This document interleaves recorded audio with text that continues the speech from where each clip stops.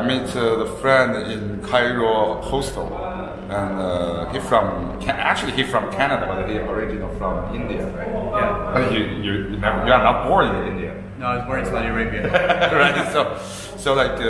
But he's Canadian, and he works in China before. 我说中文你能听得懂吗？我可以听一点点。 Let me ask what's his experience in China, okay? So brother, what's your name? My name is Hussein. Yeah, why you choose live in China? Why? Yeah, that's actually a really good question.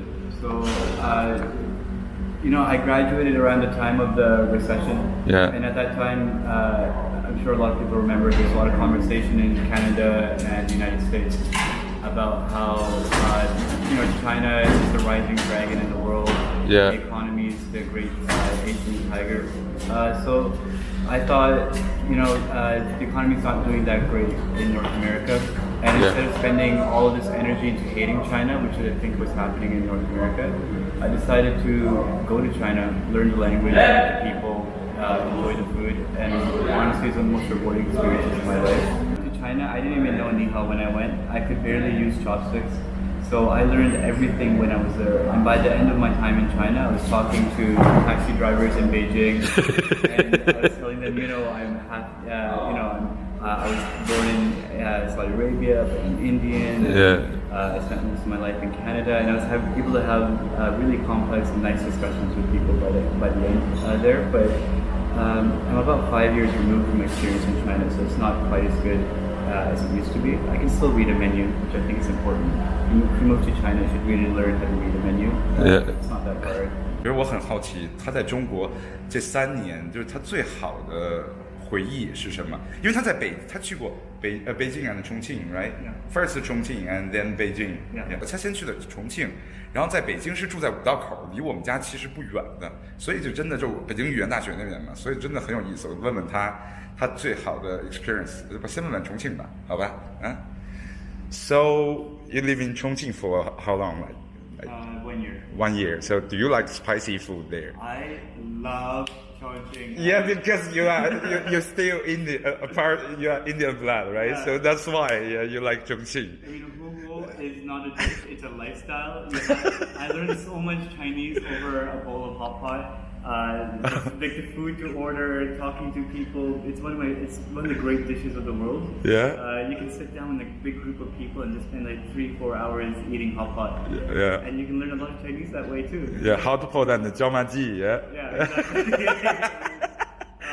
The food is incredible in Chongqing. I love the climate there. The people there are fantastic. It was a bit of a culture shock for me to go to Beijing and live there. But still, I think, a lot of my heart is left in Chongqing, and I would go back in a heartbeat. Sichuan is an incredible part of the world. It's really hot, and it also gets very cold in the winter. I think people emphasize how hot it gets in the summer. Yeah. And if you're working there, one of the really good things about living in Sichuan and in Chongqing is that you get to take a nap in the middle of the day. Oh, so like in Beijing, you live another 2 years, Wudaokou, right? Yeah. And actually, there's a party area, but you don't do party. Yeah. I was a lot younger then. Yeah. I appreciated the party scene, and and Wudaokou is also it's a fantastic area to live in as a foreigner also, because there's a lot of universities there. Every 5 meters it feels like there's another university.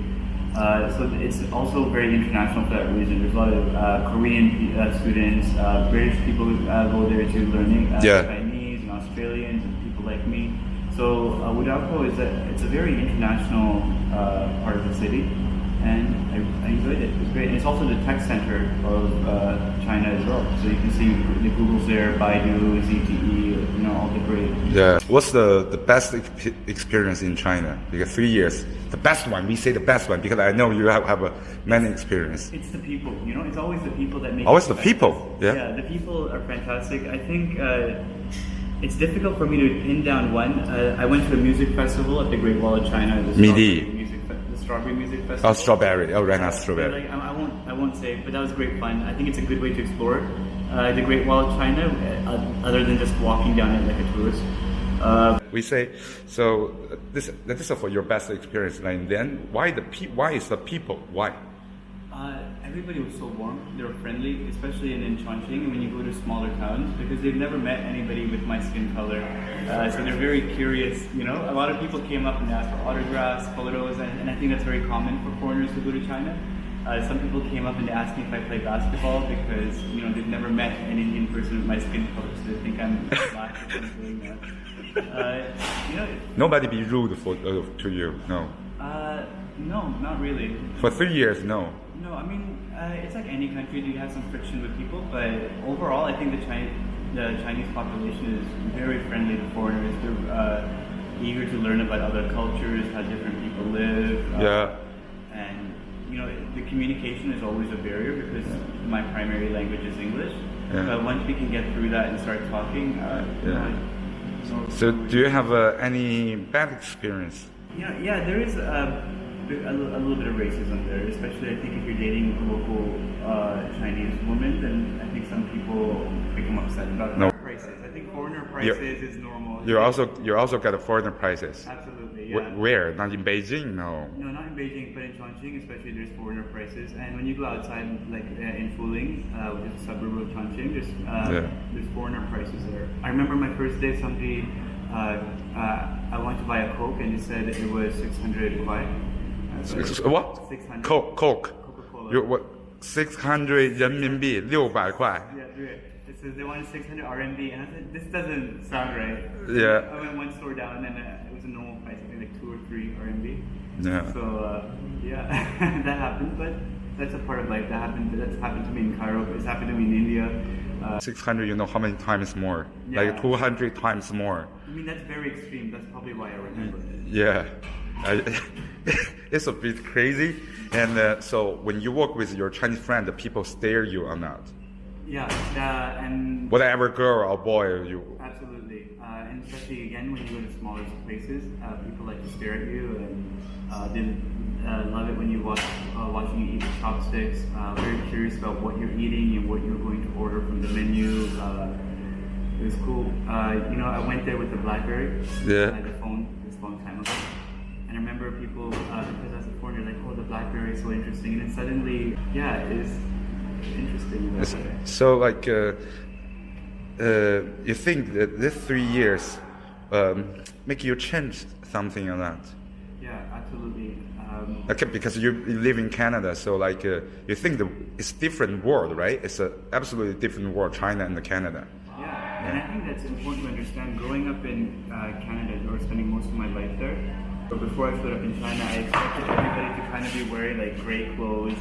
And then from the airport, my taxi dropped me off in central Chongqing near Chongqing Times Square. Yeah. And in the middle is like the biggest Louis Vuitton boutique I've seen in my life. It's like the size of a shopping mall, and then there's like a Burberry store next to it. And I was like, wow, you don't have anything like this in Canada.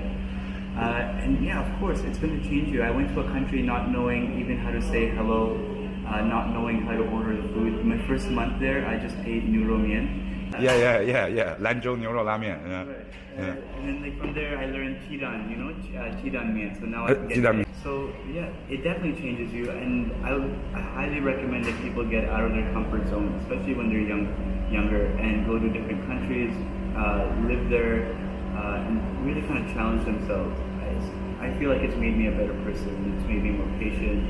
It's helped me understand different types of mentality. Yeah. And yeah, everything totally changed. Yeah, not like on the Canada media. Yeah. Absolutely, and I think it really started when the Beijing Olympics happened. Oh yeah. When the Beijing during that time, there was, I think, great modernity and development that people always referred to it as China's coming out. When I went there, I was like, listen, the people here are comfortable, they're happy. Yeah. It's a great learning experience. It opened my eyes. And I have a friend travel in China before, and she's Argentinian. She say like, oh, I don't like people. Why? I say, why? She say, because everybody stare me and nobody speak English. And that's your mentality. You have to adjust your mentality. People will stare at you, and it's not because they want to hurt you or they want to take something from you or hate you. It's just because they're curious. And like you live in China these 3 years, you feel happy or not? Yeah, absolutely. And it was a very difficult decision for me to leave because I was so comfortable there. I loved the people. My lifestyle was very nice. And it was a difficult, it was a very difficult decision to leave. But again, I went there to get out of my comfort zone. I got comfortable there, and it was time to leave my comfort zone again. Yeah. If you're Western educated, your income is a little bit higher, so you can get a different quality of life. A lot of times your employers will provide you with an apartment, so that's more savings and you know, you can different cultures, different food, there's different ways of dressing. Yeah. So again, you can spend a whole life in China. Yesterday I say something you really can understand, make me surprised, you know, like so. You're too kind. Yeah, I know because I'm from Beijing. I speak Mandarin so fast, but anyway. 他能说牛肉面，牛肉面都能说，兄弟真可以。说一声再见。再见。再见啊，拜拜。我不会说很好的中国。再说一遍，你说的太好了。再说一遍。对不起，我不会说很好的中国。你说的已经很好了，兄弟，非常棒了 ，Come on。